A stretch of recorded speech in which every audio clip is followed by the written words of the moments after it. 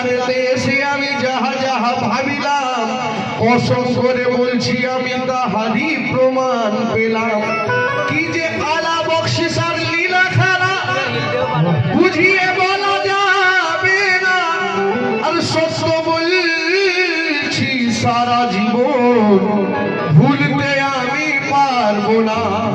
কে আলা বকশিসা আল্লাহর ফকির প্রমাণদার হয়ে গেছে, আর দুনিয়াওয়ালা যা শুনে যাও আলতাফ গাজীর কাছে। কি দেখেন আলা বকশার দিবানা যত বসে আছেন, বালা বাবার দিবানা, আনোয়ার শাহ বাবার দিবানা যারা বসে আছেন, সকলের জন্য কি